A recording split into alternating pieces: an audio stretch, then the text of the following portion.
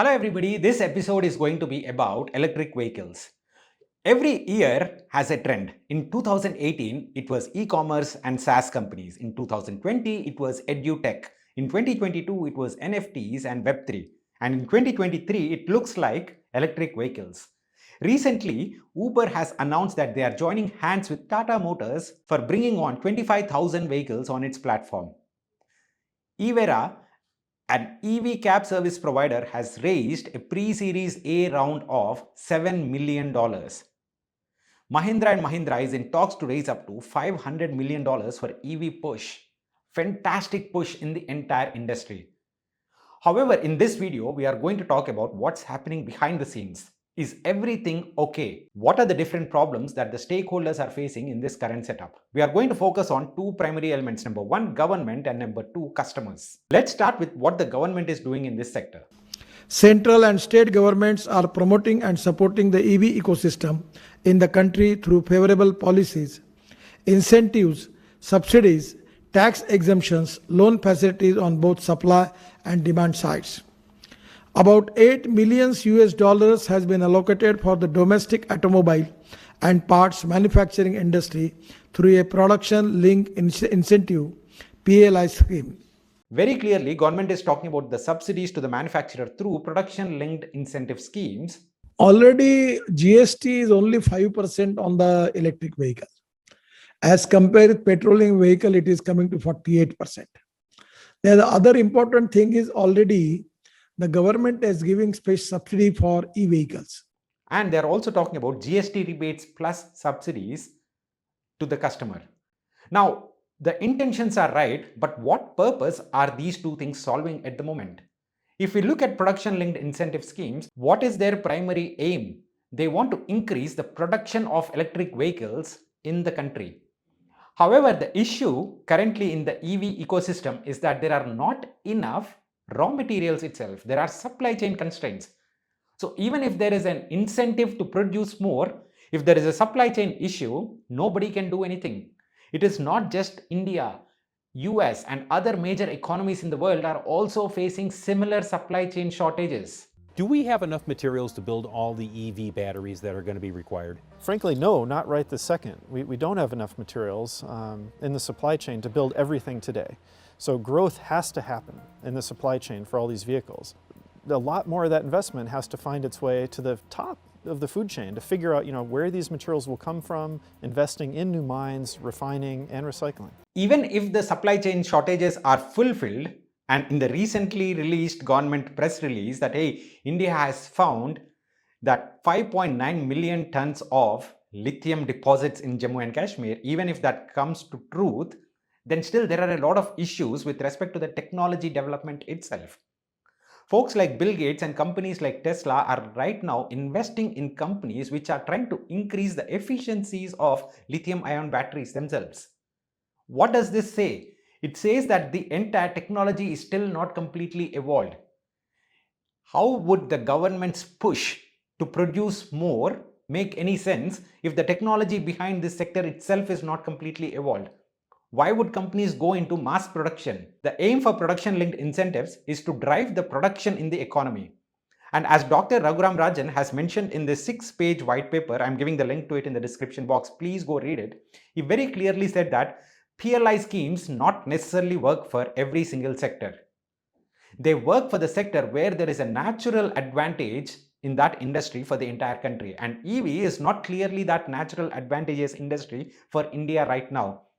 We are pushing EV to solve a problem, and the problem is the dependence on the crude oil itself. Last year, India has spent $119 billion on imports of oil. To reduce that dependence, we are pushing on the EV front. Completely makes sense, but PLI schemes? Not necessarily. Now, the other problem that the government is trying to solve is to increase the demand for the vehicle.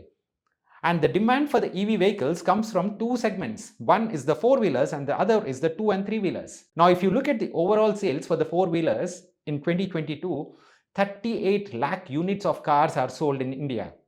And among these 38 lakh units of cars, 50,000 cars are electric vehicles, which means roughly 1 to 2%.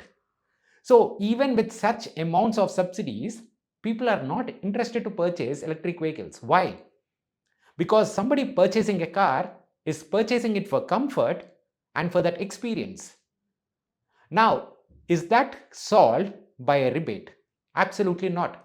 If somebody buying an SUV worth 15 lakhs has to think about, hey, I need to reach the destination and I can't go buy a coffee because my vehicle only supports 200 kilometers driving distance through this charger, then that person is not going to be comfortable buying an EV car. People would purchase EV cars as long as they offer the same benefits that an internal combustion engine would offer.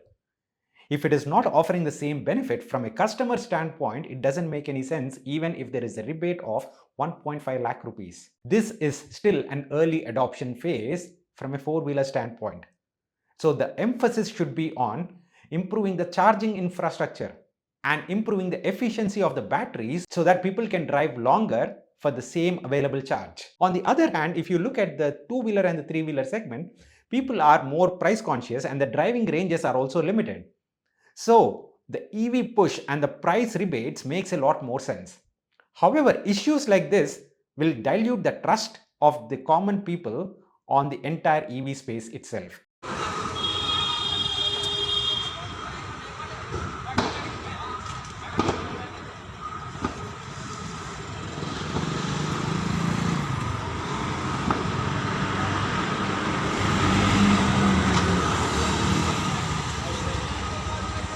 Well, subsidies work well, but what can government do to overcome these kind of problems? There should be a portal or there should be a single outlet where folks can come in and share their issues and come to quick resolutions with the support of the government. It's a new technology, so these things might continue to happen for a few more years. So the government should have regulations in place so that they can support the individuals or at least assist the individuals in taking their cases to the companies. And that is what is required along with the price rebates in the two-wheeler segment. Otherwise, customer trust is lost forever. Even in the two-wheeler segment, India has sold 1.5 crores of two-wheelers in 2022, and out of that, less than 5% are currently EVs. So there is still a lot of potential, and the massive room for growth makes this anyways an attractive value proposition. So the investments would anyways come in. Now, if the investments are anyways coming in, does it make sense for the government once again to go ahead and hand over these benefits to the companies? Absolutely not. As we discussed initially, 2023 might be the year of electric vehicles.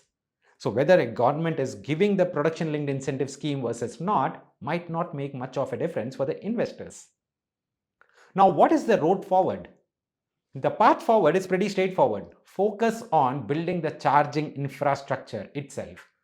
Ensure that the grid, the charging infrastructure grid, is owned by the government so that players who are coming into the market later, probably Maruti is not even in the market yet. So, second comers, third comers into the market, they have that incentive to come into the market and produce and manufacture more vehicles.